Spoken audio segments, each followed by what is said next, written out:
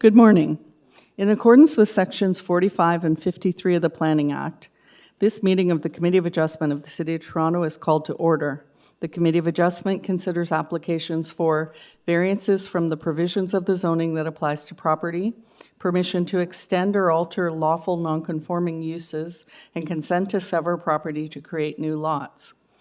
We acknowledge the land we are meeting on is the traditional territory of many nations, including the Mississaugas of the Credit, the Anishinaabe, the Chippewa, the Haudenosaunee, and the Wendat peoples, and is now home to many diverse First Nations, Inuit, and Métis peoples. We also acknowledge that Toronto is covered by Treaty 13 with the Mississaugas of the Credit. Committee of Adjustment public hearings are conducted in a hybrid in-person and virtual format. Some applicants and participants will make their submissions in person, and others will participate virtually through WebEx. The meetings are also streamed on the Toronto City Planning YouTube channel, and anyone wishing to view the hearing may watch on YouTube. Those who want to participate virtually and have registered in advance will be connecting with their computer, tablet, or phone. All virtual participants will automatically be muted on entry. When your item is called, you will be unmuted by the moderator, one person at a time. We ask that you also mute your devices until you are called on to speak. Those participating by video appearance will be temporarily upgraded to panelist when your item is being held. During this time, your camera will be enabled. You will only be visible during your 5-minute allotted speaking time. At all other times, your video will be disabled and you will be reinstated as an attendee. For both in-person and virtual participants, Committee of Adjustment staff will share presentations submitted in accordance with the written submission deadline. Those participating through WebEx are not allowed to use share screen or any other panelist controls during a video appearance. The host will remove you from the panelist role if you fail to respect this instruction. People attending in person today who want to receive a copy of the decision of the committee on an application must fill out a decision request card, and those participating virtually need to submit a written request for a decision by email. Please ensure that you include your name, address, and email address, excuse me, because the Committee of Adjustment and the Toronto Local Appeal Body will be sending notifications and appeal updates by email. If you do not agree with the decision of the committee, you may be able to appeal the decision to the Toronto Local Appeal Body, TLAB, or in some circumstances, to the Ontario Land Tribunal. However, the provincial government amended the Planning Act and generally removed rights of third parties to appeal Committee of Adjustment decisions. Appeal instructions are set out at the bottom of the decision of the committee. With respect to hearing procedure, I will call each item in the order listed on the agenda. Where an application is uncontested, the agent or applicant may proceed with their presentation if desired. When the committee does not require a presentation, applicants are to advise the chair should they wish to speak to the committee. The committee may ask questions and/or take the matter into committee for a decision. Each speaker, including the applicant agent, will be given a maximum of 5 minutes to address the committee. I will comment when you are reaching the 5 minutes. Any presentation or other materials you wish to submit to the committee must have been emailed in advance of the hearing. Staff and committee members cannot accept materials at the hearing. When addressing the committee, please clearly state your name and address. Please remember to confine your remarks to the matters outlined in the application. The applicant or agent will proceed first and will make a presentation to the committee on the application. Please note that the committee may not entertain revisions to proposals at the hearing today. Then individuals either in support or opposed to the application will be invited to speak. Generally, we first call on speakers in the hearing room and then those participating through WebEx. Committee members may ask questions of each speaker after they have finished their presentation.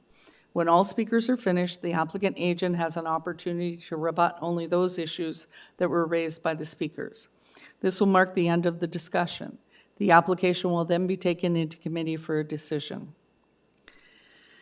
Mr. Secretary, first of all, I'll ask, do we have any conflicts to declare today on the panel or staff? No?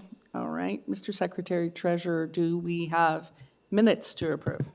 Madam Chair, we do. We have 2 sets of minutes today to approve. The first is from our June 12th hearing. Present was yourself, Ms. Martin, Mr. Bartolo, Mr. Marzari, and Mr. Fazeli. Thank you. Could we have a motion to approve the minutes? Mr. Fazeli? Through you, Madam Chair, I'd like to forward a motion to approve the minutes. Thank you. A seconder? Ms. Martin? All in favor? That is carried. Madam Chair, we have a second set of minutes this morning to consider. It's from our July 10th hearing. Present was yourself, Ms. Martin, Mr. Fazeli, Mr. Kubo, and Mr. Mazzari. Thank you. Could we have a motion to approve? Yes, Madam Chair, through you, I will make a motion to approve the minutes of the last hearings. Thank you, Mr. Kubu. Seconder, Mr. Fazeli. Thank you. All in favor? That is carried. And do we have any deferrals today, this morning? Sorry, Madam Chair. We do. It's item number 7 in the morning. It's 50 Lurgan Drive. All right. Do we have the applicant for item 7, either in the audience or online? Good morning. Good morning. Name and address, please. Alexander Overholt from 1140 the Queensway Contempla Studio. Thank you. And the reason for the deferral request?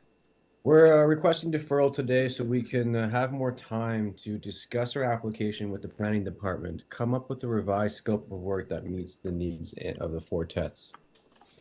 All right. Thank you. You're very welcome. We have some neighbors who are registered to speak. Is anyone in the audience today for that? If you could come forward, please. Okay, there's just someone behind you who put their hand up first, so if you don't mind just waiting. So the podium's actually over here on this side, and there's a microphone.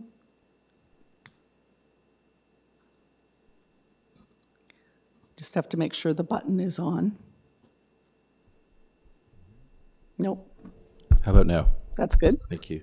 So first, we'll start with your name and address.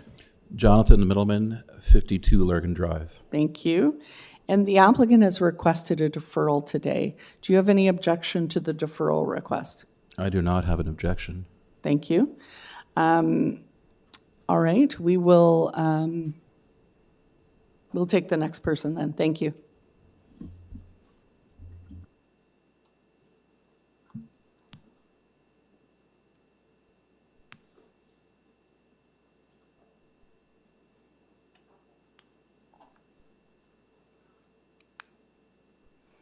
Hi, name and address, please. Okay, and the applicant has requested a deferral. Do you have any concerns with the deferral request? Oh, sorry, I guess we need to repeat your name and address. Okay, it's Darlene Potter, 54 Lurgan Drive. Thank you. And you have no objection to the deferral? I do not. Thank you. All right, and then I believe we have, that's everyone in the audience today, and then we have some people online.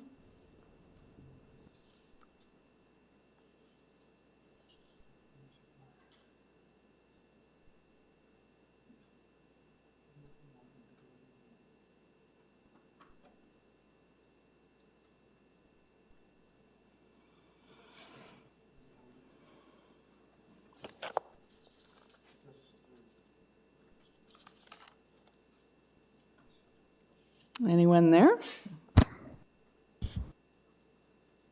Hello, Hi, it's Adrian Piccolo, owner 49 Lurgan. thank you very much. The applicant has requested a deferral today. Do you have any objection to the deferral? No objection. Sorry? No objection. Thank you very much. All right, next.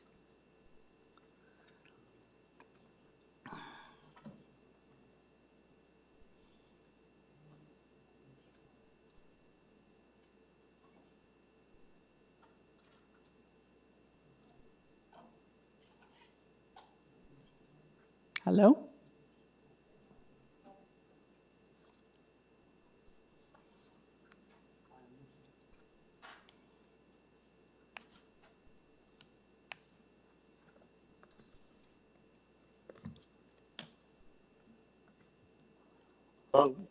Hi. Name and address, please. Hi. Mr. Shavar, 51 Lurgan Drive. Sorry, 51? Yes.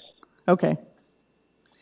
The applicant has requested a deferral. Do you have any concerns with the deferral request? No, I don't, but I would like to make a statement, please.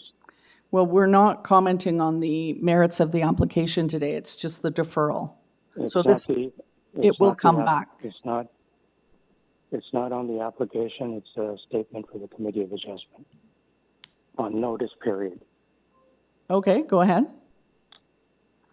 In the future, I would really appreciate if the residences are given ample time to digest the information and not be given 2.5 weeks to respond to any application.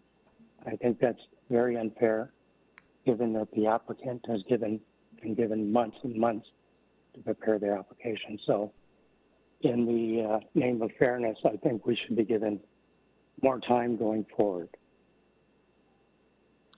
Thank you for your comments.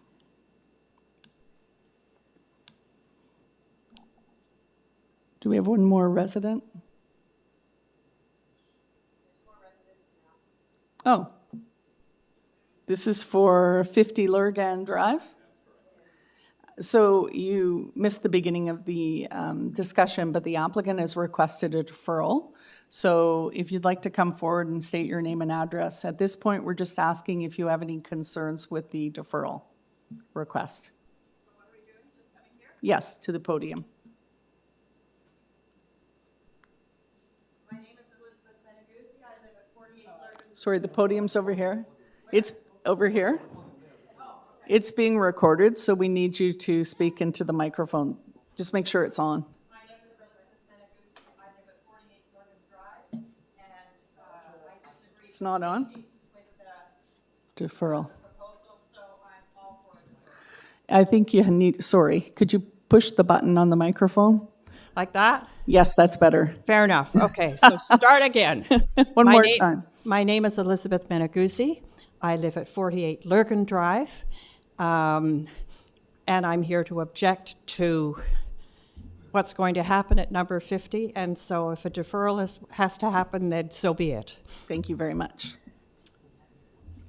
Good morning, Lou Meneguzzi. I'm resident at 48 Lurgan Drive, and I'm against the proposal, all 11 of the adjustments that they want to make, and I'm fine with the Deferral. Yeah, I'm okay. Thank you.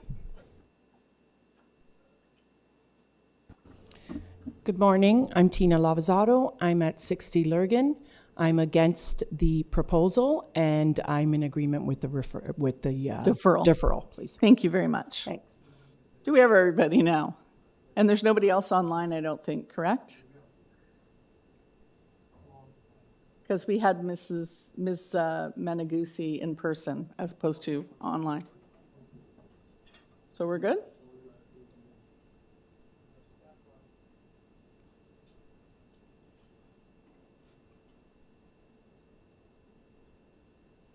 Staff?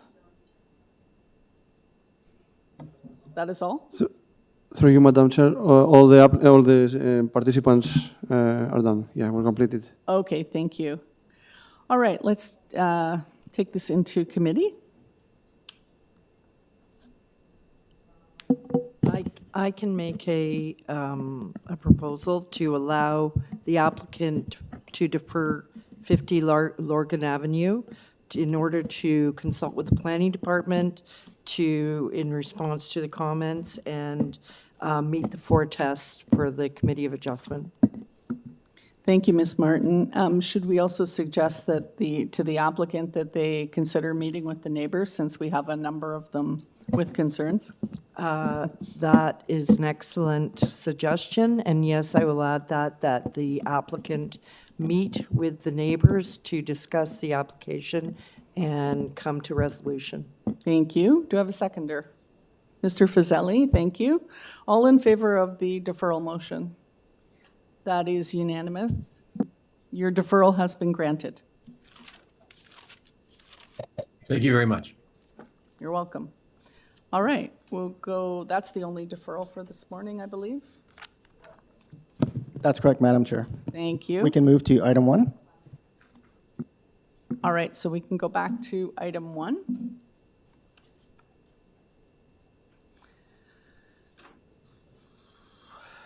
which is 155 POYNTZ Avenue. Oh. There we go. One sec here.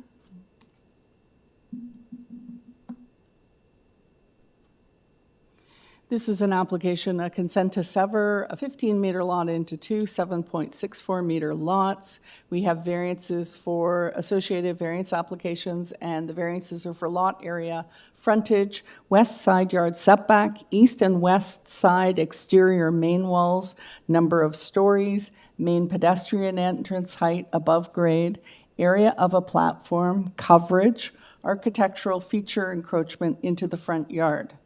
On file, we have a survey, draft R plan, plans, a planning justification letter, an arborist report, a community planning report, transportation services report, development engineering and transportation report, heritage planning memo, a TRCA memo, urban forestry memo, and one letter of objection from 157 POYNTZ Avenue. We have our applicant here in front of us. Good morning, Madam Chair. Good morning. Name and address, please. My name is Addison Milne Price. I'm a registered professional planner employed at Design Plan Services located at 87 Skyway Avenue, Suite 200. Sorry, we don't think your mic is on. Oh, lights on. Is it? Oh, okay. Maybe you're just not close enough to the mic. Staff aren't here. Can you hear me now? Yes. Okay. Could you just repeat your name and address, please? Yes, so Addison Milne Price, planner employed at 87 Skyway Avenue. Thank you. And first of all, do you have any changes to make to the application today? Yes, so I submitted a revised zoning review, just changing one variance pertaining to the area of the lot. So in the public notice for the consent, the area of the lot was correct at 256.21. I just would like to make sure that the variances for lot area on the associated minor variance applications match that. So it's both applications. So let's start with the Part 1 variance application. The lot area is variance number 1, and in the application it says the proposed lot area is 256.17 square meters. So you want to correct that? That's correct. To the new number? The new number is 256.21. Thank you. And then let's go to Part 2, public meeting notice. On that one, I skipped ahead here. The proposed lot area, variance 1, is 256.22 square meters. So the change is to... So the change is to 256.21. Okay, so they're both the same. That's correct. The lot areas are identical. Madam Chair? Yes. It can't be smaller. It's correct on the consent application, the applicant said. So let's just... The minor variance is 256.22. Oh. Yeah? Well, as I pointed out, public notice was given out for a lot of size of 256.21 square meters. 256.21, yeah. Unfortunately, we can't make changes that are smaller at the committee to the variance applications. The consent can be dealt with, correct, Mr. Secretary Treasurer? Because the consent... Actually, you know what? We will fix it. We'll Okay. fix the second part. Okay. Yeah. Thank you. Perfect. Thank you. All right. Let's just see. Go back to my list. We do have a neighbor who, I believe we have a few people in person. Is that correct? Maybe not. Guess they're online. So I guess we need a brief presentation from you on the application. Absolutely. I'm more than happy to give a presentation. Before I start with the presentation, I'd also like to just put out a request for if you do choose to approve it, based on a conversation I had with the adjacent neighbor just in this room earlier at 153 POYNTZ. We'd like to have another condition to just tie the approval to the elevation plans, just so that she knows what you see is what you're going to get. All right. Thank you. So this application before you, as we've discussed, it's to sever the lot and create 2 new single detached dwellings in the place of one existing detached dwelling, which will be demolished. I can confirm I've reviewed all the staff reports on the AIC, and I'm pleased to see that there's no department that has any objections to the proposed severance. I did see that planning staff had an objection to one of the variances, variance 6, for part 2, which pertains to the pedestrian entrance height. I'll get to that in a moment. But before I do, I'd just like to discuss the severance itself and some of the other variances. So this proposal represents a good example of gentle density and intensification. We're proposing 1 new lot, so a total of 2 lots, and it will be consistent with the character of the existing neighborhood, which is mostly single detached dwellings. At the end of my cover letter that I submitted, I also provided 2 maps that illustrate how the proposal reflects the existing development patterns and prevailing lot frontages and areas. And you can see that there are a significant number of lots that already exist in this neighborhood that match the frontage and area. Just let staff catch up here. Absolutely. Sorry if I'm going too quickly, Can just we trying put to the stay within my map? 5 minutes. The applicant's talking about the map attached to his letter. I think you just need to scroll down.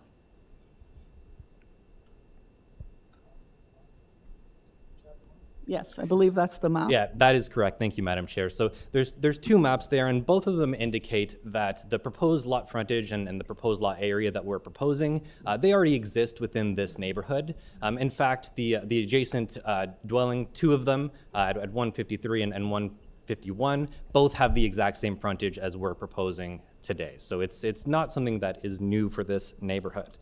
The property is also very well served by public amenities. It's very close to the Shepherd Young Station as well as to Highway 401. It's actually just about a 15-minute walk from this council chambers. So with regard to the variances, I'll just try and hit those as quick as I can in my remaining time. The side yard setbacks that we're proposing only pertain to the sort of interior side yard setbacks between the 2 new dwellings. The adjacent neighbors will continue to have a 1.2 meter side yard setback to both of those existing. I'll point out, however, that both of those adjacent neighbors do have a smaller setback to this property than 1.2. So 0.6 meters is a setback that's quite common within this neighborhood, and both adjacent neighbors have a similar one. Just with regard to the side main wall height, I want to point out that the vast majority of the height that we're requesting is really only a difference of about 20 centimeters. You can see that the variance indicates that as well. That maximum height for the side main wall refers to an architectural feature just at the front of the dwelling, and then the vast majority, 90% of the length of the dwelling, will have a main wall height of 7.7 or 7.87 in the case of part 2. So with regard to the number of stories, this is a typical case where it is a 2-story dwelling. You can see that from the elevations. However, because of the height of the basement, it is being classified as the 1st floor. The 2nd floor has your standard kitchen and living area, and then the 3rd floor is what you would consider the 2nd floor. And you can see that on the elevations, and particularly the section drawing that's included in the architectural plan. I'll just touch quickly on the pedestrian entrance height variance that planning staff was opposed to. I'll just clarify, planning staff was only requesting that we have part 2, which is a 1.45 meter height, match the part 1 variance of 1.32 meters. I'm not sure why they are requesting this. I believe it's because they want them to match. But what I want to point out is the design of these front porches are identical. They have 7 steps, both have 7 steps. In fact, the front facade are just mirrored, but otherwise are identical. The reason there's a slight difference, a 13 centimeter difference in height, is just due to the established grade. So there's a bit of a slope on the street, and it's very slight, but it results in a slight difference in the calculation of heights. Just regarding the other variances, really quickly, the lot coverage variance we're requesting is about 5 square meters beyond what's permitted as of right. It's quite similar to the other lot coverages in the area. The other 2 variances, pertaining to the rear deck and to the architectural feature encroachment, are also quite minor. I've provided a cover letter that justifies our request for them. However, I'm prepared to speak about them if there's any specific questions. That concludes my presentation. I'm happy to take any questions. Thank you. Can we just pull the map up again of the lot areas and frontage that was attached to the letter? I can't see where the subject property is. Can you? I think it's partly because it's black and white. It probably in color was easier to read. Yes, so it's approximately in the middle of the property there. POYNTZ Ave is sort of one of those middle roads, and then it's right on the corner of Pewter Road. Okay, thank you. Oh, I see it now. Why does it look like it's on the corner? Yes, sorry, yes. It's not the corner lot, it's one in from the corner. Yeah, that's okay. All right, thank you. That was just my question of clarification. Does anyone have any questions for the applicant? Mr. Nipfel? Thank you, Madam Chairman. Thank you for the explanation about the planning department request. Have you consulted with the people on either side of this application? Through you, Madam Chair, I did have a chance to talk with the adjacent owner at 153 POYNTZ. I haven't had a chance to discuss the application with the other adjacent neighbor at 157. However, I am aware that they have an opposition letter, and I'm happy to address any of their concerns today. Because of the decision to have an integral garage, which elevates everything, your rear deck is substantially up in the air. And I would suggest that it creates a privacy issue for the adjacent people, because from your deck, you can see the entire rear yard of the adjacent properties. Have you discussed that with either of the owners, and do you have a solution? So through you, Madam Chair, I would potentially be open for a condition to require privacy screens on that deck, if that is something that feels would address the privacy concern. However, in my view, what I'll point out is there is already permission for a 4 square meter rear balcony in this case. I don't think that the additional 4 square meters that we're requesting is going to significantly increase the privacy concerns on the adjacent neighbor. But that being said, we're still fine with a condition to have privacy screens. Okay, thank you. Any other questions? No, not at this time. All right, let's move to our neighbors, I believe. Maybe it's the only one.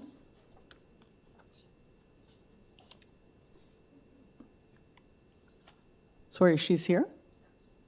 Oh, okay. I asked earlier and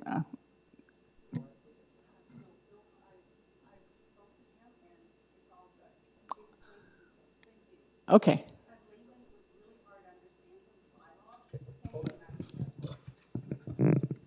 If you want to say, I'm only asking because we're streaming live, so we can't sort of have a conversation that isn't microphoned. If you're okay to acknowledge that you don't want to speak, we can accept that. Thank you very much. Thank you. All right, so that is it. I guess we don't need you to address the concern. All right, are we ready to take this into committee? Does anyone have any further questions for the applicant? No? All right, let's take it into committee.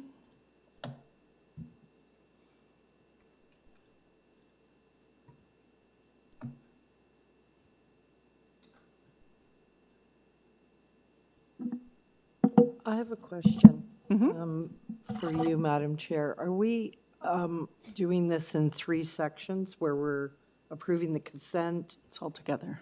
It's all together? Okay. Okay.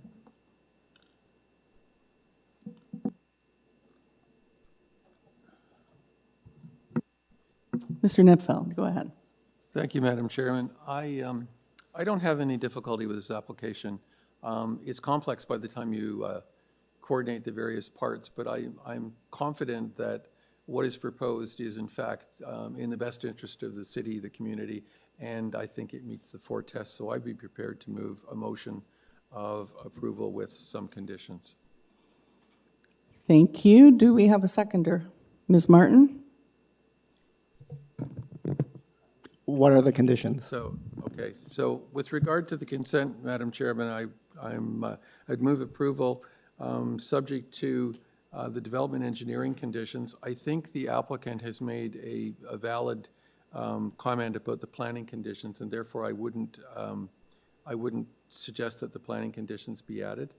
Mr. Nipfeld, are you talking about the height of the front. Yeah, the variance, Yeah, but with respect, planning's also asking for standard consent conditions? Yeah, okay, on the consent, the planning conditions are definitely still there, the development engineering conditions. On the variances, you're right, that's the one that I think we should not heed the planning department recommendations. With regard to the variances, I would move the variances with the change that the applicant had requested with the lot area of 256.21.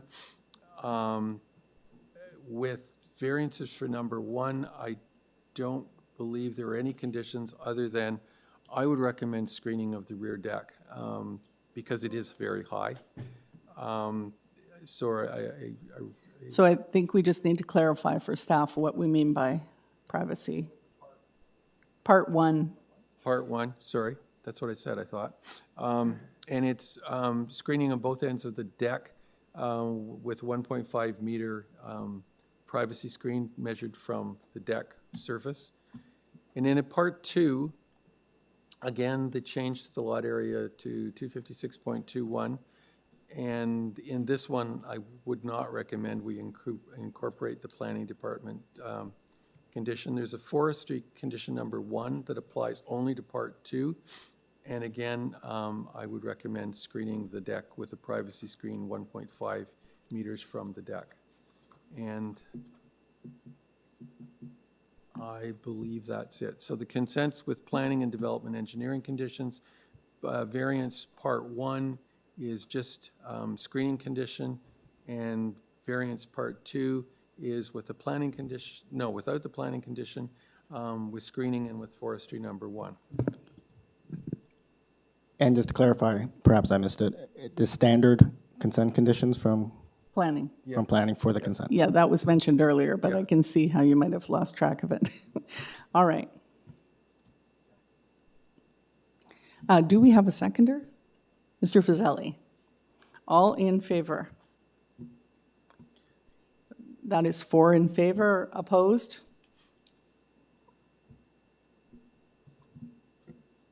The application's been approved. All right, item number 2. This is 291 Cornelius Parkway, consent to sever a 15-meter lot into 2 parcels. We have variances for associated variance applications for rear deck setback to north property line, building length, building depth, lot area, lot depth, height of north and south main walls, height of main pedestrian entrance, number of stories, front porch encroachment into front yard, number of platforms on rear wall, area of a platform, front canopy encroachment. Oh, sorry, I just lost my place. One moment. I think I missed one. And north and south side yard setbacks. Sorry about that. On file, we have a survey, draft R plan, plans, supporting documents, Metrolinx memo, community planning memo referring back to the original staff report on May 20th, Metrolinx memo, urban forestry memo, 2 letters of objection, and the previous agenda package. Do we have the applicant?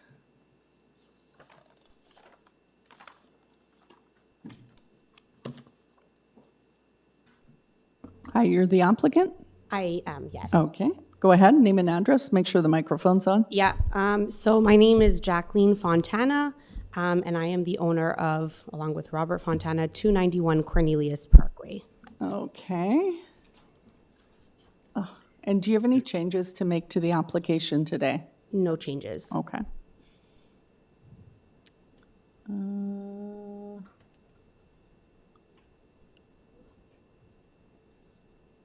All right. We do have a, I assume this is a resident listed on this? Yes, okay. So we require a brief presentation from you on the application. Yeah. All right, so good morning, Madam Chair and members of the Committee of Adjustment. My name is Jacqueline Fontana, and together with my husband, Robert Fontana, we are the proud homeowners of 291 Cornelius Parkway. 10 years ago, with passion, optimism, and 2 part-time jobs, my husband and I purchased our first home. At the time, we understood it was more than just a purchase. It was the foundation of our dreams, a home where we could build a life, raise a family, and grow together. Over the past decade, we've continued to make personal sacrifices, living with my in-laws and staying focused on this long-term goal because we firmly believe in the potential of this home and the community.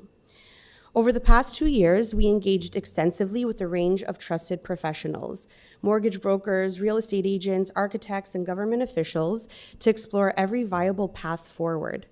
These conversations were never impulsive. They were thoughtful, informed discussions centered on aligning our dreams with the strategic potential of our property.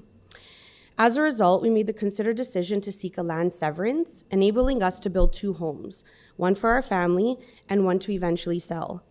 In light of mounting economic pressures and the escalating cost of housing in Toronto, this is realistically our only viable opportunity to secure stability, make the most of our property, and keep our family in this community.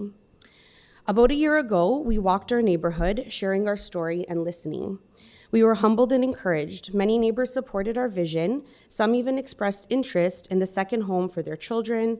Others who had recently navigated similar builds hosted us and shared insights. We connected with families with parallel aspirations, parents like us thinking about long-term goals. Recognizing the importance of tangible community input, we deferred our application to resume canvassing and gather formal support. Today, we have 16 letters of support from neighbors and a strong endorsement from our local councillor. It's uploaded as one package, the letters of support. Councillor Pasternak's letter is meaningful and unequivocal. He affirms that the proposed development fits well within the existing built form. It reflects our intent to remain in our home and contribute to the community, not flip or develop for profit. The requested variances are appropriate for this location and consistent with city policies, including efforts to increase housing supply and support aging in place. And he holds no opposition and in fact recommends approval of the application by the committee. During our consultation with city planning staff after deferral, we were informed of alternatives, such as a garden suite or a multiplex, that might fit broader policy goals. However, after recanvassing this summer, we concluded that these models would not be supported by our neighbors. Neighbors voiced concerns about increased traffic, rental instability, and speculative flips, none of which apply to our proposal. We have made clear that this is about being a part of the neighborhood in the long haul, not short-term development. This journey has taken extraordinary effort. Over the last 18 months, we've worked closely with our architect, I don't know why I'm getting emotional, surveyor, and city staff, dedicating significant time, energy, and funds to ensure our proposal meets all technical and planning requirements. Every step has been taken with transparency, diligence, and respect for the process. This severance is far more than a construction project. It's our only chance to finally live in the home that has been our dream for years, to put down roots, and to create the stability we sacrifice so much to achieve. We are not developers. We are a family. We are not seeking luxury or excess, just survival, stability, and the ability to grow where we've already invested our hearts. I believe our application satisfies tests required for a minor variance. First, it is minor. The requested adjustments are modest, respecting our neighbors and maintaining the existing streetscape and privacy. Second, it is clearly desirable. It supports thoughtful infill, keeping a family rooted in the community, and is designed with everyday livability in mind. And finally, it aligns with the general intent of the official plan. It supports the gentle intensification, contributes to housing needs, and promotes aging in place and long-term family retention. Members of the committee, my family and I ask for your support. This is not about profit. It's about planting roots, contributing to the fabric of our community, and ensuring the future we've worked tirelessly for. With professional diligence, robust neighborly support, and the alignment of city policy, we ask you to approve our application and make our long-held dream possible. Thank you sincerely for your time. Thank you very much. Does anyone have any questions for the applicant? I do. So unfortunately, I don't know why all the documents have been uploaded in, they're showing up in black and white, so we can't see the, you know, the impact of, for instance, you provided lot area and lot frontage maps attached to your presentation, but could we pull up the lot area number 1? I'm assuming it was in color originally. Was it, or is it black and white? Because I noticed the whole agenda seems to be black and white. I feel like it was, yeah, I feel like it was in black and white originally. Okay. It's just My hard apologies. to read. When I look at the lot frontage map,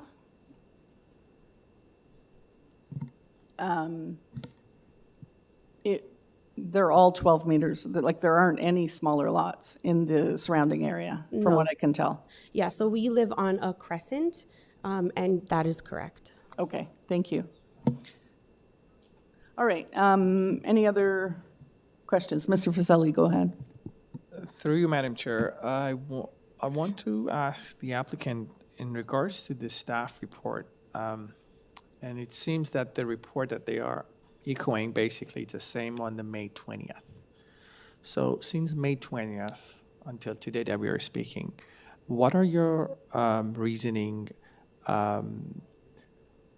based on their comments in terms of making any changes? Because it seems that you have not made any comments in your presentation. So I'd like to hear any explanation that Yeah. could help your application. Am I able to call my husband up to the stand? Just introduce yourself. Good morning, committee. My name is Robert Fontana. I did speak with the assistant city planner after our initial hearing, and I asked them if what changes could be made or what can we do to accommodate this. And the answer I got was they would only strongly support a garden suite or a multiplex. And so I wasn't really going to have any input to adjust anything. So when I went back to speak to my neighborhood, they were all against this. They don't even want me to build, some of them don't want me to build 2 homes, let alone a multiplex, when we're dealing with massive parking because of the medical buildings at Wilson. You know, all these things are gonna increase in size by putting a garden suite or multiplex. And so for us, our goal is to put a home for my family there, and not to make profit. And that's what my neighbors were worried about, is about builders coming in and buying a house and flipping for profit. So we're sticking to our guns to, you know, to build the properties so I can put my family in. And, you know, if another family member can get into the second property, so be it.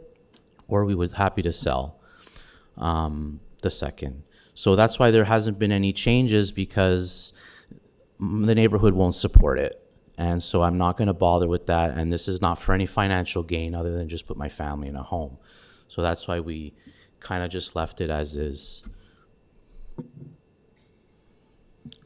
Thank you. So with that being said, the conversation that you mentioned that the staff had with you, the result of that was that, in your opinion, the neighborhood will not support of the proposing changes that you've heard from the staff report. However, with this application, you can see the rationale behind of requesting of going against the application, basically. So would the neighborhood support this application instead? Sorry, So your neighborhood you mentioned your neighborhood is not supporting what you wanted to change as a staff report mentioned, multiplex, let's say, right? Yeah, But they're- what about this application? Your neighborhood, are they Yes, supporting what you have. have? We have 16 written letters of support for this, for our proposal, and we also have. It was actually 20 residents that were total. Not like there was 4 extras that weren't opposed, and they didn't want to put their name on paper. So there are 20 people with no objection to this. This proposal. 16 which have been uploaded. But 16 individual letters have been posted, including the counselor letter as well. It's uploaded as one file, the letters of support. On the port, there's our counselors' letters of support, but the neighbors was on page 2 of the portal. I don't know if that helps locate them, but it's one mass. Yeah, there you are. So, yes, those are all the letters of support from our neighbors. I'm not sure we received that, but that's okay. What was it under? Sorry? Oh, it was a late submission. Okay, thank you. All right, at this point, I think we'll hear from the neighbor, and then we'll ask you to come back and address their concern. Thank you. Oh, sorry, Ms. Martin has another question, I'm sorry. Sorry, I have one question. I might have missed this. Is this current lot not, not severed? Is that your lot? Like, do you live there right now? Or do you? No, so we bought, as I stated, we bought it 10 years ago. We currently live with my in-laws. So that house has been rented for the last decade. But I can assure you that even though it's been rented, we have poured a lot of time and investment into the property, knowing that, well, with hopes that this would be a possibility for us. So it was never about, just flipping and selling, because we wouldn't have done what we've done for the past decade if that was our intent. Okay, thank you. Yeah, no problem. All right, any further questions at this point? Okay, so you can have a seat for a minute. I assume this person is online.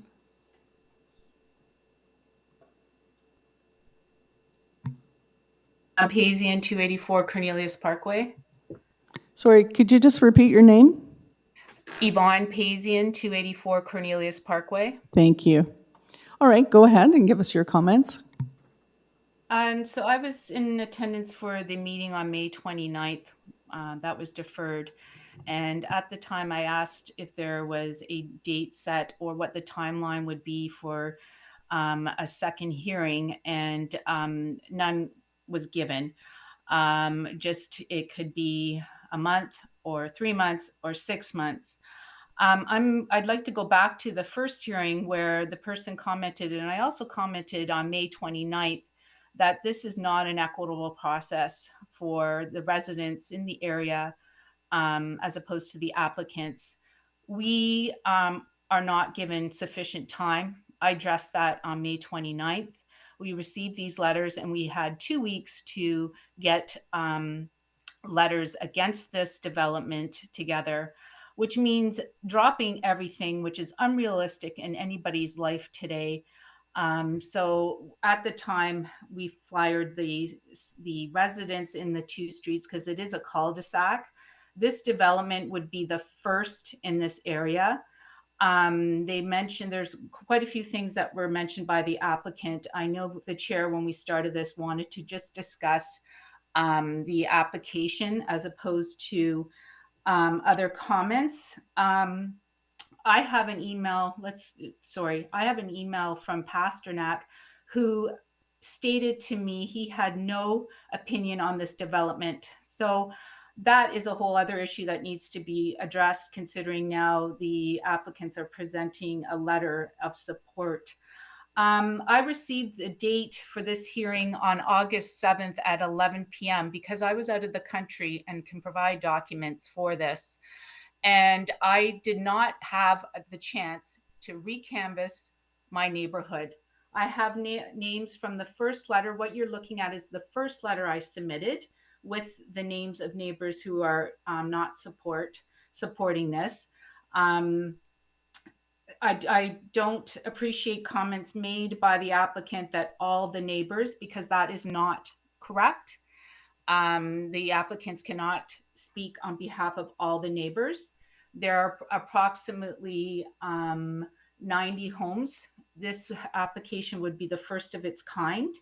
And when people bought this into this area, they bought single family homes on large lots. Yes, there have been modifications made to homes in the area. Yes, there are renters in, as the applicant said, their house has been rented the past 10 years. Yes, there are people who renovate their home and they rent out their basement. But this application submitting, having the idea of a single family home severed to be two family homes, creating a high density high density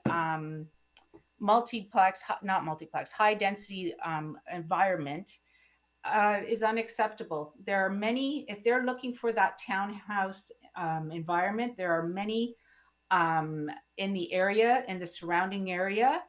And I just am opposed of this for the dramatically changing our neighborhood. And I really hope that if this decision is passed, that the appeal process, again, as an applicant, it was made clear that we will have no option to appeal. It's unfortunate that we are not given the time that the applicants are given to prepare for this. And I also would like to say there are many other ways to make money rather than changing a neighborhood and making two homes on a single family lot and selling one. There's other ways to make money than real estate. Thank you. Does anyone have any questions for this speaker? No? Thank you very much. All right, is there anyone else? I don't see anyone else on the list. No? Okay, thank you. So if you could come back up, one of you, and respond to the objection from the neighbor. Okay, so to clarify, when I mentioned all neighbors, what we had done when we recanvassed is I drafted a letter of intent, and if I wasn't able to speak to neighbors directly, we did leave a letter just explaining who we were, what our intention is with the property, and so that way everyone in the neighborhood at least knew of the proposed development if they were not aware already. So that's the first issue.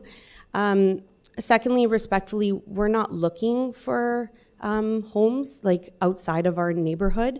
There's a reason why we have been making sacrifices and, making strategic moves to stay in the neighborhood. And with the the growing economic crisis and housing crisis in Toronto, some of those options are not viable for people. So I think it's very easy to say, there's other real estate, but we know our financials and we know what our goals are and what we would like for our family. So I just feel like that's an unfair response. I think did I address? Yeah. I just want to touch base on something that, yes, in our cul-de-sac, there are no severed properties of this kind, but in the surrounding areas in our district, there are multiple, there's multiple addresses. I would say at least 5 that I know of, that I can name addresses that have been severed and have 2 small lots, like we're proposing. So it's not unheard of. It's not unheard of for our area. It's done in our district. It's also been done in the Maple Leaf area, in the Rustic area. It's been done. It's not downgrading our neighborhood. It's just making use of the space that we have for the greater good and the greater good for everybody. That's it. Thank you. All right, we'll take this into committee unless anyone has any further questions. And so you can sit down. Thank you. Should we take it into committee? Mr. Nipfeld, would you like to start? Thank you, Madam Chairman. First of all, I'd like to commend the applicants for their consultation. That was excellent. I wish more people would do that. Having said that, The planning department report on the consent in particular is pretty forthright and I would argue damning, because the official plan requires that the developments be consistent with the neighborhood character. Proposed development within a neighborhood will be materially consistent with the prevailing physical character of the property. Based on that, the planning department did a comprehensive lot study and didn't find any lots that were of a size that is being proposed here.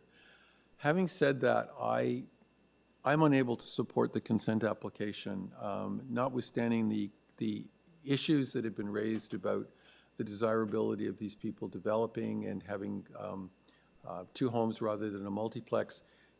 The official plan is there for a reason. It's a guidance for how we develop the city, and this offends the official plan. So on that basis, Madam Chairman, I will not be supporting the consent application, and by extension, the variances as well.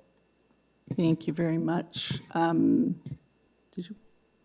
Oh, I will just add, I also agree that the applicant did an excellent job of presenting their proposal, and you did appear to do all the groundwork. The biggest concern for me, in addition to the official plan, is the zoning. Half of a lot is not a minor variance, and the committee has to consider the 4 tests in order to consider your application. And notwithstanding what you come from the right place, everything you want to do is correct, but the problem is that the city doesn't have a policy that supports severances of this nature in this area, and for the time being anyway. And I have concerns with what is being proposed, because it's just not minor, in my opinion. So, anyone else? I'm in agreement. Would anyone like to make a motion? Mr. Nipfel. Thank you, Madam Chairman. I'd like to move that the consent application be refused, as it fails to meet the tests. In particular, it doesn't comply with the official plan. And by extension, I would also move that the variances, I don't know if you have to move that the variances also or be refused, because I don't think we can proceed with them if we refuse the consent. Yes, you do. So, thank you. So I also recommend that the variances be refused, as they don't meet the test. All right, and do I have a seconder? Ms. Martin? All in favor of the motion? That's unanimous. The application's been refused. All right. Do we need a break, or are we okay to continue? Continue? Sorry? Okay, one more. Okay, item number 3. 23 CARLUKE Crescent. This is an application to construct a new 2-story detached dwelling with an integral garage. We have variances for parking space requiring an energized outlet. First time I've seen that variance. Height of side exterior main walls and width of a double parking space. On file, we have a survey, plans, arborist report, tree protection plan, transportation services review memo, and an urban forestry memo. Do we have our applicant? Good morning, Madam Chair and committee members. My name is Christine Dan, on behalf of the owner 23 CARLUKE Crescent. My address is 2710 14th Avenue. Thank you. And do you have any changes to make to the application today? No. All right, thank you. We do have a resident who would like to speak to the application. So if you could give us a brief presentation on your application. Oh, sure. We have reviewed the transportation reports and understand that the Transportation Services Department is objecting to item number 1, which notes that the proposed parking spaces do not include energized outlet capable of providing level 2 charging or higher. We have discussed this with the homeowner, who does not currently own an electric vehicle. They recently purchased a gasoline-powered vehicle and have no plans to transition to an electric vehicle in the foreseeable future. In light of this, the installation of energized outlets for EV charging does not appear necessary at this time. Additionally, the other two requested variants are very minor in nature. We are only asking 131 meters for the main wall height and 0.1 meters less for the proposed parking space. We note that there is no objection from the planning, so we respectfully ask the committee to take these points into consideration and support the approval of our application. Thank you for your time, and I will be happy to answer any questions committee may have. Thank you very much. Does anyone have any questions for the applicant? No?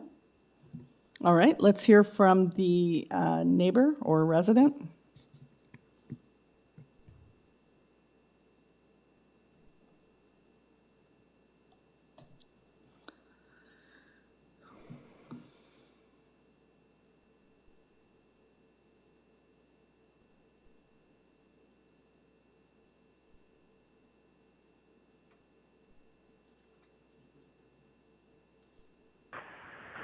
Hello, good afternoon, good morning. Good morning. Could we please have your This is Wilson Wong. and your address? Wilson Wong from 25 Crescent. Thank you. Go ahead and give us your comments. Yeah, currently it's the neighbor is 23 CARLUKE Crescent is a raised bungalow with the significant with the building of a two-level building that is going to block out quite a significant amount of sunlight. And furthermore, I noticed that variance is asking for additional height added to the limitations that are put in by the city. That is my major concern. Okay. And furthermore, I understand they are cutting down quite a lot of trees. Right now, they already cut down 3 trees around facing the back as well as facing us. And I understand they are planning to further cut down an additional big oak tree, big pine tree on the other side. Okay. Anything else? That's all I have right now. Thank you very much. And any questions for the resident? No? Thank you. All right. Let's go back to the applicant and have her address the concerns of the neighbor.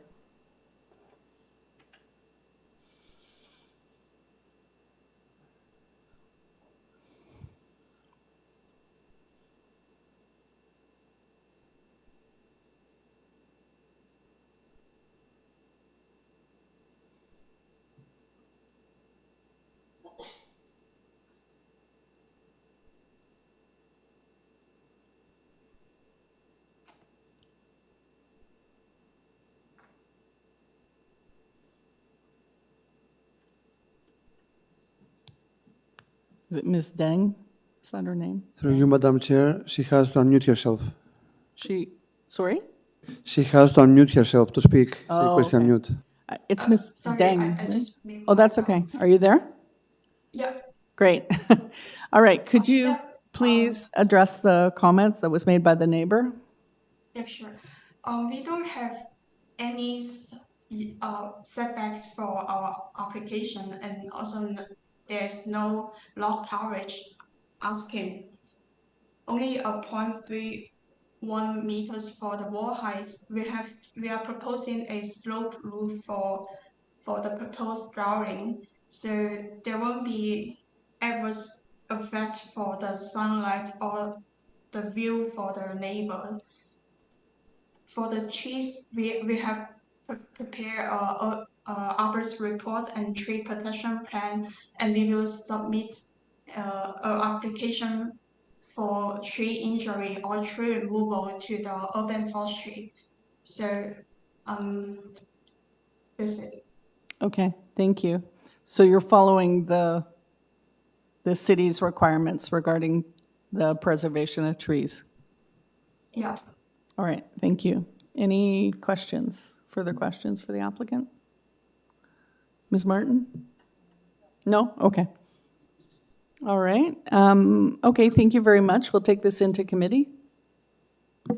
I have a question for my colleagues. You know, they don't want to put in an electrical charger unit, but because they don't have an electrical car, but doesn't mean it won't get sold in the future, and it's sort of a direction that the city is going. So I just want other people's opinion. It's the first time I've seen it as requirement on I understand on a multi-family, like an apartment or something like that, but that's the first time I've seen it on a detached dwelling.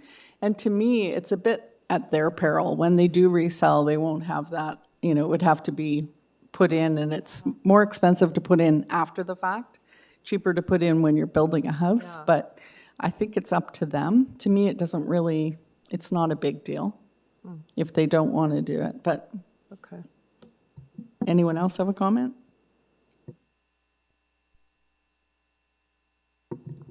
All right, should we take it into committee? Yeah, I take that as a yes. Go ahead, Mr. Kipu. Thank you, Mrs. Chair. So I think overall, I see some strengths on this application, quite a new detached dwelling. And then we also have the Aboris report, which include clear tree protections measures, and then the urban forestry conditions regarding tree replacement are very achievable. And the proposed design likely improve overall property quality and value. So I'm more than willing to put forward a motion to support this application at this time, unless my colleagues have questions or comments. Thank you. And you're adding the forestry condition, is there forestry? Yes, forestry number 1, right? Yes. Thank you. Do we have a seconder? No, Mr. Nipper I have a question. Oh, sure. Your motion is to approve it as it stands, so are you including the condition about the charging or not? The charging, I'm not sure if the charging is quite a requirement here. It can be an Transportation's requesting that it be a requirement? Yeah. Yeah. Yeah, I think that will be part of the motion. Yeah. Part of the To motion. include Transportation's condition. Yeah, conditions. Okay. I would support that. Yes. Yeah. All right. So seconder, Mr. Nipfel? Yeah. All in favor of the motion? That's unanimous. The application's been approved.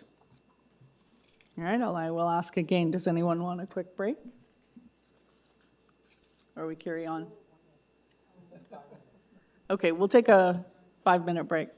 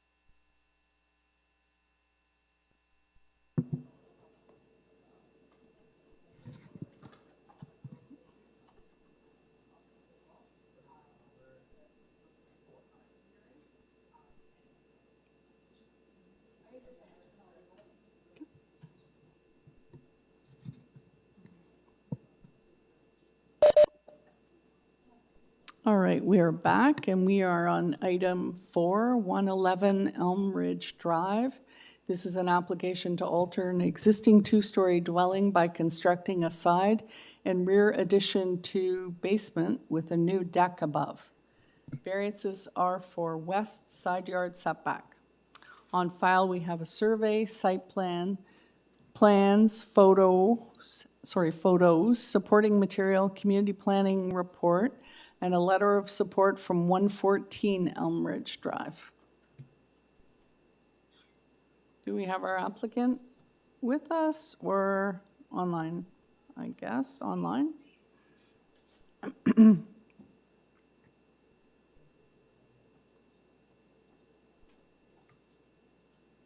My name is Brenda Eisen. I am the agent for the applicant, and my address is 91 Tychos Drive. All right, thank you very much. And I'm just checking here.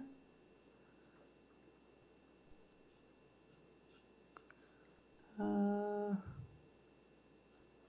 we don't have anyone here to speak to this application or online, I don't believe. Okay. Does anyone have any questions for the applicant?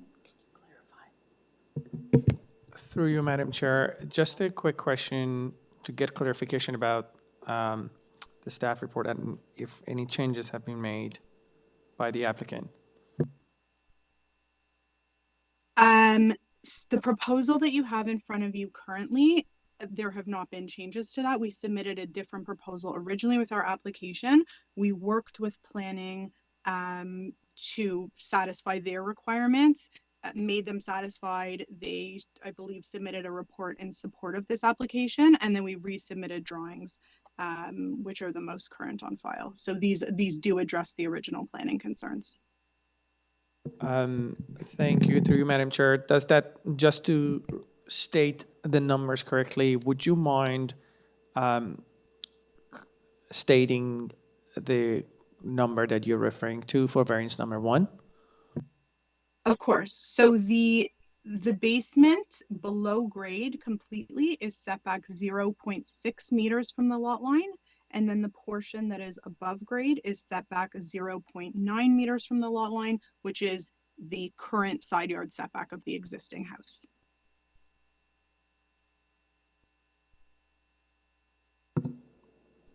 I think we are confused because the staff report recommends changing the setback for the platform from 0.9 to 0.6. They recommended increasing the setback from 0.6 to 0.9. So if it says that, that's probably a mistake. I can't imagine them wanting it closer to the lot line. I can't either. That's why we're sitting here a bit confused. Yeah, I didn't catch that. That's okay. So just to go back, but you haven't changed it. We did change it as they asked, yes. So the above grade portion is 0.9 from the side setback, which is what they requested of us. Okay. Okay. I guess we just clarify that in the motion. All right, thank you very much. Does anyone have any questions for the applicant? No, we'll take this into committee then. Mr. Fazeli, go ahead. Through you, Madam Chair. If there are no comments from the colleagues, I can forward a motion. I don't see. Go ahead. Comments, yes. So I'd like to forward a motion to approve the application as amended. So the variance number 1 to be changed to 0.9.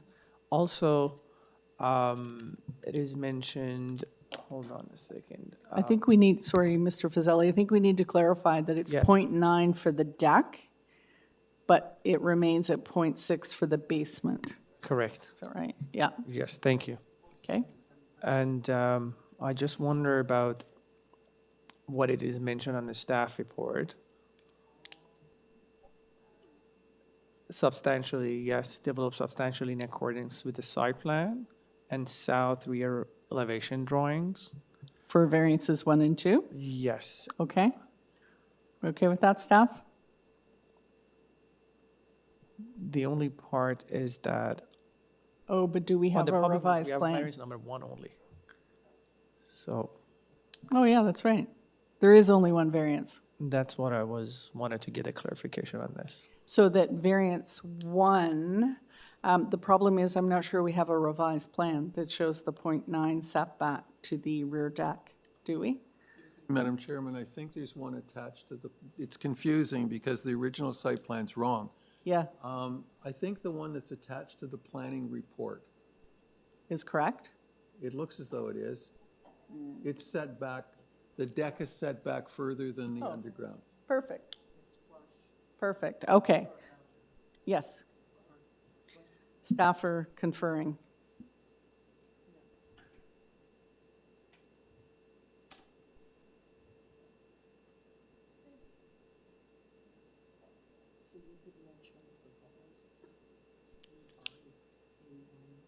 Yes, we are waiting for the staff to confirm. So it's, let me see.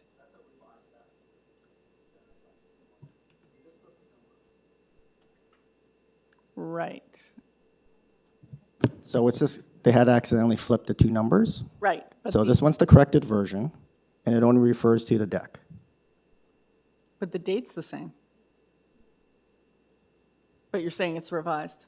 Only because the earlier one, they had flipped the two numbers, 0.6 and 0.9. So that says from 0.6 to 0.9. Right, Okay. for the, So- for the rear platform. So they're Right. clarifying what the 0.9 is for. So if Mr. Nipfel were to move a motion to approve it in accordance with the revised site plan, which happens to have the same, or the revised community planning report, which just happens to have the same date as the original staff report, he would be good because because the numbers have been revised and the site plan, staff's request that that it be developed substantially in accordance with the site plan is reflected in the site plan attached to that report. Correct. Okay. Even if you didn't attach it to the site plan, the variance itself, the condition itself is closer to being exactly what it is. Okay. If that's clear, because it specifically says the rear platform versus the entire house. Yes. Right, okay. So we just leave it then. All right, so we're okay with Mr. Nipfel's motion? Yeah. Oh, it's Mr. Fazeli's. I'm Okay. sorry. That was the last. So you're tying to the revised, To the revised staff report yes, condition. as a condition. Thank you. Okay, and do we have a seconder? Mr. Nipfel, thank you. All in favor? That's unanimous. The application has been approved.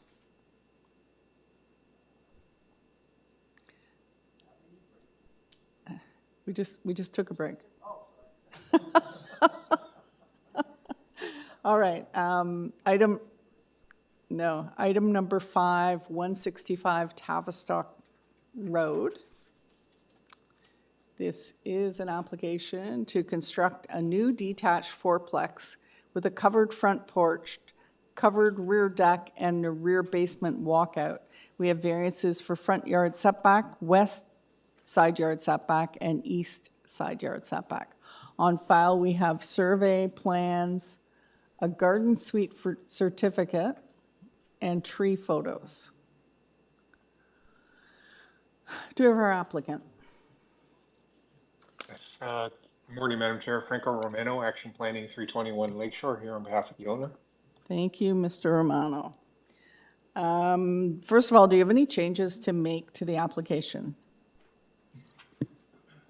No, there are no changes to the application, Madam Okay. Chair. And happy to look at my presentation material if a presentation is required. It doesn't look like we have anybody. Somebody is online, but just listening apparently. So we have nobody to speak to this application. Very good. Do we need a presentation, anyone? Nobody needs a presentation. And no questions for Mr. Romano? All right. So we'll take this into committee. Thank you. Sorry, I had one question. Sorry, go ahead. Thank you, Madam Chair. Mr. Romano, I noticed in the backyard, or the rear yard, you have the entire area shown as soft landscaping. But you're going to need to insert within that landscaped area pathways to the garden suite, pathways to the rear of the fourplex. And that's all going to take away from the landscaping you have provided. Are you confident that when you add those paved areas, you're still going to comply with the bylaw relative to landscaping? Yes, thank you for that question. Through you, Madam Chair, there is more than ample landscaping to satisfy the minimum requirements under the zoning bylaw, and it has been reviewed with a walkway under the zone examination. Okay, thank you very much. You're welcome. Thank you. All right, now we'll take it into committee. Yes. Mr. Fazeli? Yes, through you, Madam Chair. I think the application is, in my opinion, is supportive. The nature are minor. If there are no comments, I'm okay to forward a motion. Go ahead. Yes, I'd like to forward a motion to approve this application. Seems minor, satisfies the four tests. I'd like to add the condition forestry number 2 with my motion. All right, thank you very much. Do we have a seconder? Ms. Martin? All in favor? That is unanimous. The application's been approved. You kindly enjoy the rest of your day. You're welcome. All right, item 6, 5294 to 5304 and 5306 Yonge Street. Sorry, did I say? Yeah, item 6, that's right. Not too far. Madam Chair, just to let you know, we received a late transportation email. So after the agent presents, we are happy to put it up. All right, thank you very much. So we do have some residents who are wanting to speak to the application. So our applicant is in front of us. Welcome. I think your microphone's not on. Okay. Can you hear me? Yes. Okay. Good morning, Madam Chair, members of the committee. My name is Jason Park. I'm a partner with the firm Kagan, Shastri, DeMello, Weiner Park. Address 188 Avenue Road, Toronto, Ontario. Postal code M5R2J1, and I'm counsel for the applicant 5300 Young GP Ltd. I do have, I think online there may be Andrew Shields, who's the architect for the projects. He's here just to answer any questions. All right, thank you. So I guess we'll need a presentation because we do have a few people who want to comment on it. And I believe you submitted a presentation. I did, Madam Chair. And it was in color, but it is black. A little comment to staff. Can we make sure in future that when the material's received in color, that it comes up in color? Because it's very hard to... Oh, okay. Yeah. Just, no, I know. But I think it's how it's input, right? Okay. It's just hard to oh, all right. Okay. Oh, okay, so the whole thing, yeah, because it seems like the whole agenda is black and white from what I saw. Yeah. All right, even photos. Anyway, please go ahead. Great, thank you, Madam Chair. And just to orient all of ourselves, I know the subject site was a question you've asked on a couple of them. So there, the first, I guess, slide has the subject site in the surrounding area, not far from here, just further north, halfway between Churchill Avenue and Ellerslie on the west side. I think you have the address 5294, 5306 Yonge Street. It's within the North York Center secondary plan area. Next slide, please. Long history on this site.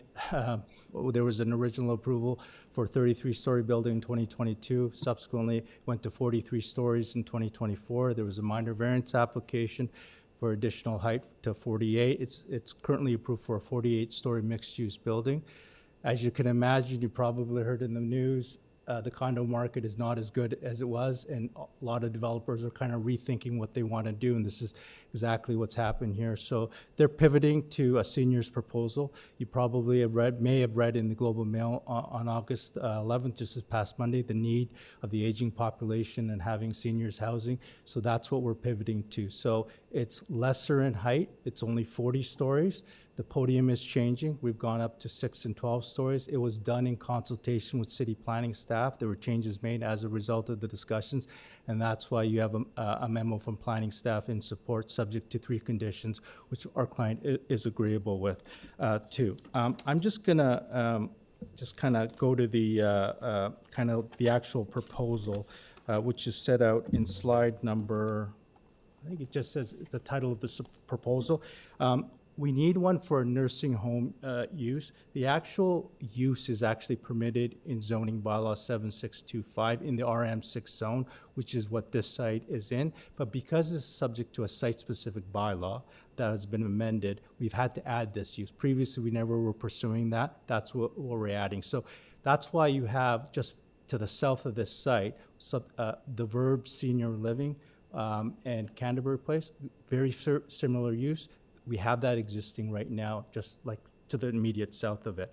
In terms of the nursing home, the podium changes are kind of driving that. And I just want to be clear on what it's being proposed, because I know in the letter of objection, there's a reference to a long-term care facility. This is not a long-term care facility. This is assisted living, this is independent living, and this is seniors apartment buildings in the tower portion. So we're gonna have amenity space on the lower floors and floors, and then you're gonna have assisted living on some of the lower floors, and then then you're gonna have independent living, and then above floor 12, which is where the podium at the rear kind of stops, above that, you're gonna have actually seniors apartment living. So it's got a bit of a continuum care, but it doesn't include long-term care facility. You'll have the plans there. I think you see from the plans of where the seniors living is. Perhaps I could just go to the height schedule. We decided because of the changes that are being proposed on the podium, it wasn't just a simple adding of additional height in one area. So that's why in consultation with planning staff, we decided to give a revised height schedule. And you'll see both in stories and in meters, the changes that are being proposed at the end of the day. There was a detailed planning rationale addendum letter prepared by our client's planner, Bausfields, which goes through the 4 tests. I don't propose to go through that. It's very detailed. In my respectful submission, I'd ask you to adopt the opinions that have been set out in the Bausfields opinion letter. But essentially, we're talking about lower in height than already approved from 48 to 40. Some podium changes that increase from 4 stories to 6 along Yonge. And then obviously at the rear, that's 12 story, all required for the programming for the seniors assisted and living. The GFA is not increasing. It's actually going a little bit lower than the what was approved with the 48-story proposal. The reason why we have a GFA variance is we have to vary from the last zoning bylaw approval, not from the last minor variance approval. So, but it is less GFA than what was actually approved in the 48-story proposal. There's 3 height variances, 1 for meters, 1 for stories, and 1 for dealing with the elements above the actual height map. We're changing the height map, and as a result of that, that's why we need that 3rd height variance. So there is a parking variance. The number of parking spaces isn't really being changed. The ratio is being changed because of the number of seniors units has increased at the end of the day for the apartment building. But I think if you've seen the memo from transportation staff, and I've seen the latest email, which now says they have no objections to it. So on that. So we're agreeable to the conditions the TTC has provided. We're agreeable to the conditions that planning has provided. And I think now transportation staff is okay. So subject to any questions you may have, those are all my submissions. Thank you. Could we just have that late transportation memo? Oh, it's there. Thank you. I know. All right, that's fine. Just a question of clarification. The permitted use regarding the nursing home. Nursing home, to me, is a long-term care facility, but you're saying there is no long-term care. There is no. So is it the bylaw definition of nursing home that you need to allow one of those uses that you're adding in? And that's correct. The nursing home definition is broader. It just encompasses more than long-term care. It encompasses assisted living and independent living. Oh, okay. Thank you. Any other questions for the applicant? Mr. Nipfel. Thank you, Madam Chairman. Could you clarify to me the difference between independent living and the seniors' apartments? Has it got to do with ownership? Can you buy the apartments, or is it, what is the difference? Yeah, so my understanding is seniors' apartment could have, they're like apartment buildings. So they're like dwelling units that could have kitchens and those types of facilities, where I guess on the lower floors, you would have dining. Like you'd have dining like you would see in a senior's home. Okay, but so the ownership is still of one, it's all in one ownership? Yeah, it's proposed as seniors rental. Thank you. Okay. Any other questions? So no condo, just? No condo. Okay, Yeah. thank you. And can anybody move in, or do you have to be a senior? Are you asking for a friend, Ms. Martin? Well, I'm not thinking of renting, but I'm saying, I think I'm just curious if it's going to be an open market, but you're gearing toward, so it could be a mixed group of people. It could be, but my understanding is the proponent is gearing towards marketing to seniors. Okay, thank Right. you. And it's like a continuing care, so you could be in a seniors unit, then as you get older, you could go down to maybe independent and then assisted. So that's kind of continuing care. All right. Any other questions? Let's go to our residents, so you can have a seat for now.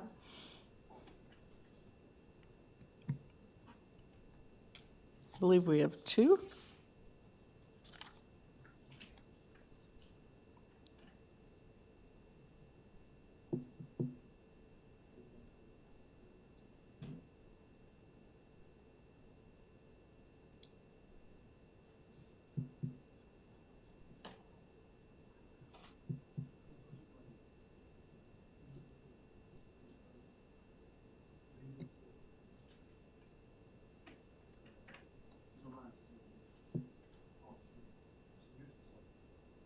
Muted? Linda Tool was unmuted, but she muted herself again. I don't know why. I'm sorry, I'm here now. Oh, good. Thank you. Welcome. Name and address, please. My name is Lyndon Toole. I reside at 585 Avenue Road, but I am the interim property manager at 30 Canterbury Place. All right. Go ahead and give us your comments. Our comments, we don't believe that a 40-story building is a minor variance. We're concerned about the number of parking spaces.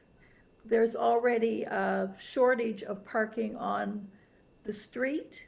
There's a seniors home with people who are walking around or being taken out for walks. And we're concerned about emergency vehicles and increased traffic into the parking lot. Mostly, we're concerned about the height of the building and the increased parking and disruption to our residents. All right. Thank you. Is that it? Yeah, I think that's it for now. Okay. Thank you. And we have another person, I believe, online.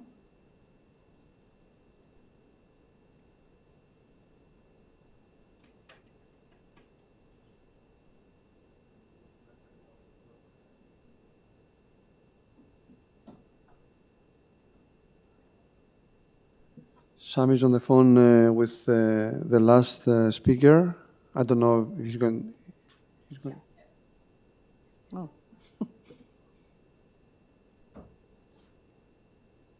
She's going to put him on the speaker. Okay.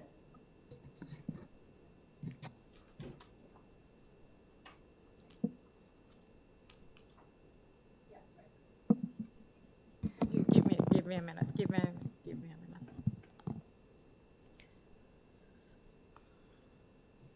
You can start.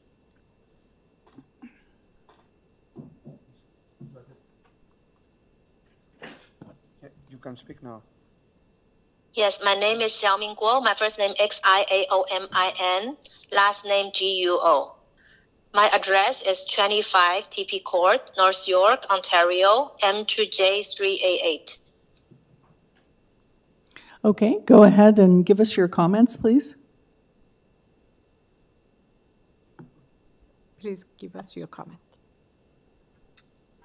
My comment, I don't know. I think it's a public hearing. What do I need to address? Do you have concerns with the variances that have been requested? No, I don't have any concerns. I just want to hear what's happening in the community. Yeah. All right, thank you. All right, let's bring the applicant back to address the concerns of the first speaker.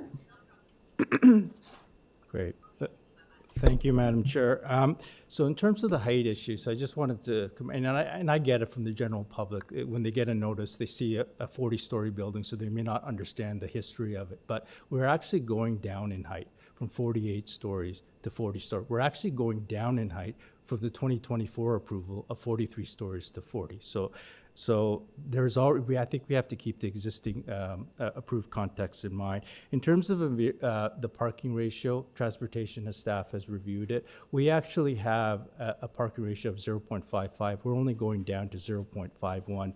As you may know, the City of Toronto Transportation Department is now having maximum parking spaces, not even minimum. So they want less parking, not more. And so we're being more consistent with that. And we think with the seniors' residents and the proximity with transit and all of that, we think the need for parking is less.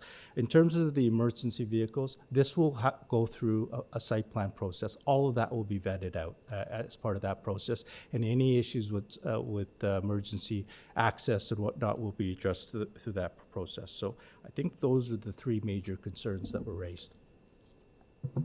Thank you very much. Any questions of the applicant? No? I have one. Ms. Martin, go ahead. So I did notice that you've decreased the, substantially decreased the amount of non-residential along Yonge Street, is that right? The amount of residents, yes. The total amount has. So no commercial, like fronting onto Yonge Street? Is that- There will be some, but there will be a reduced amount. And that's because on the ground floor, because of the seniors' residence use, that's been totally dedicated. That space has to be repurposed for that. Right, okay, thank you. Anything else? All right, I think we'll take it into committee.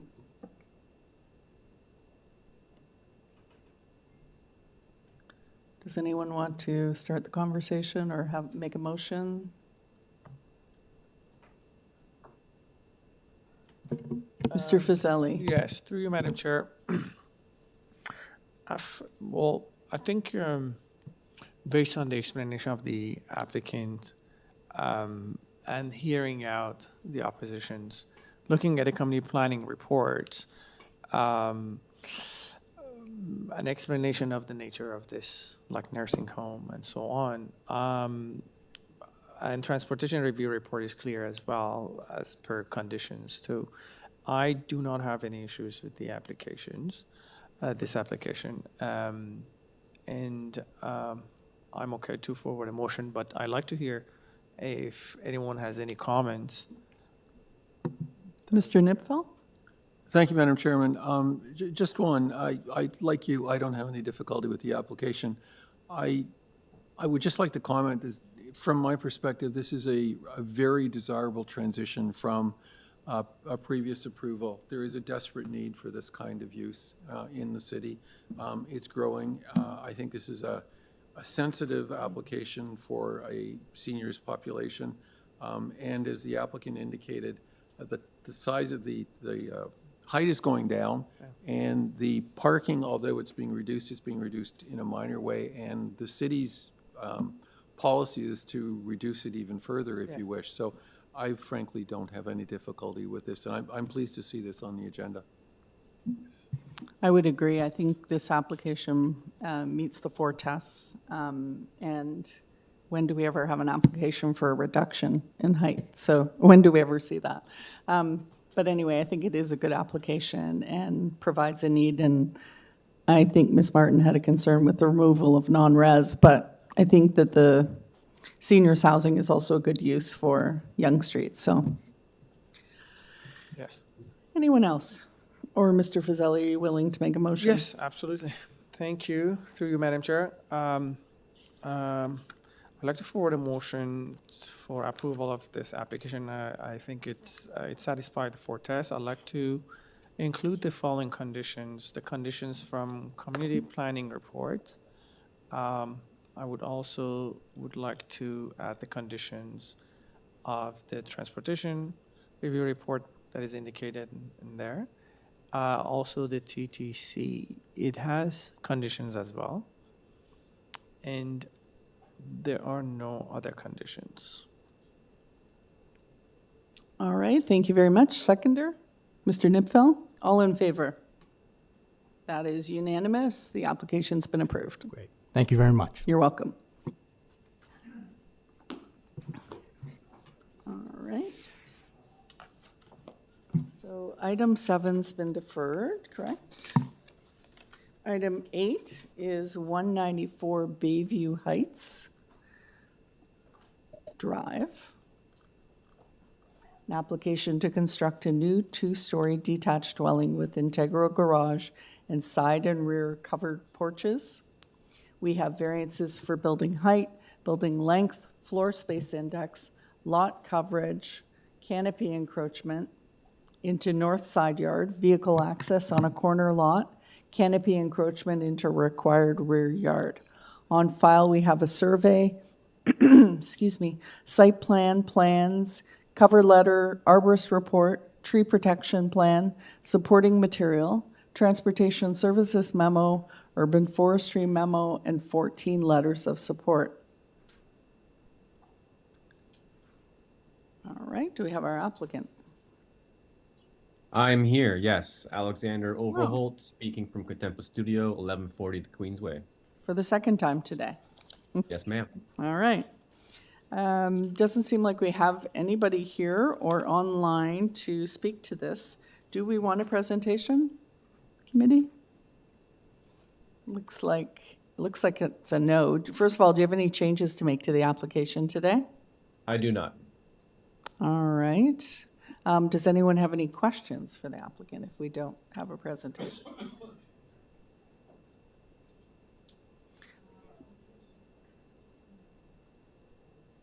Okay, just give us a moment. We're just contemplating whether we have any questions. No worries.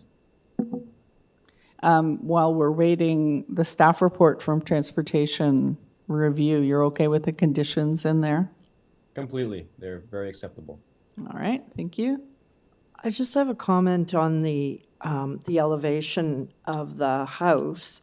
It looks, from the elevation, it looks like a 3-story, yet it's got a bunch of dormers within the, is there any intention to use that space eventually as a 3rd story, or can you just comment on that, the reason for so many dormers? The dormers are simply just a reflection of the architectural style, right? With so much of a open-faced roof, it helps break up the massive amount of cladding that would be up there. There is no intent to use the attic space for any additional habitable space. Okay, thank you. Any other comments, questions?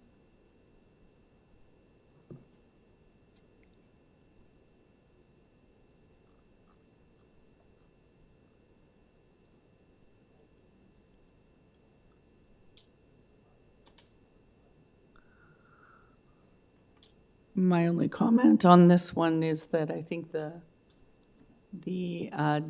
rear deck should remain unenclosed. That's fine. Okay. Are we ready to take into committee? Okay, I can take it. All right, we'll take this into committee. Yeah. Go ahead, Ms. Martin. I think this project meets the 4 tests, and the variances are fairly minor in nature.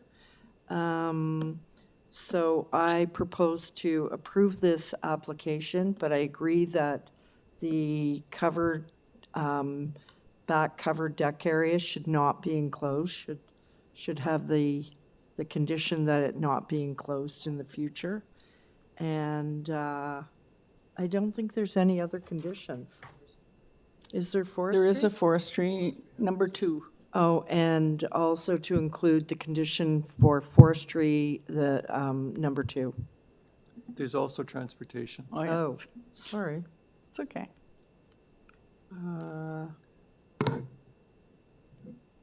What's transport? and- Transportation service memo, maybe we just pull it up.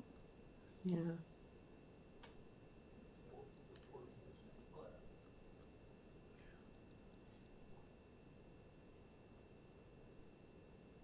Pretty standard conditions for site plan. Oh, and to include transportation conditions, standard conditions. Well, sorry, they're not standard, they're just, I'm saying these appear to be pretty standard, but they're not officially standard conditions. Okay, These are so just I conditions see, of yeah. transportation Oh, so to include from their memo. transportation conditions from their memo. Yeah. All right. And seconded, Mr. Nipfeld, I think, was seconding it. All in favor? That's unanimous. Your application's been approved.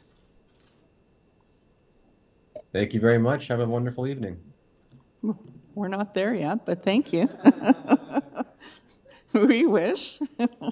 All right. That concludes the morning session, and we will resume at 2 p.m.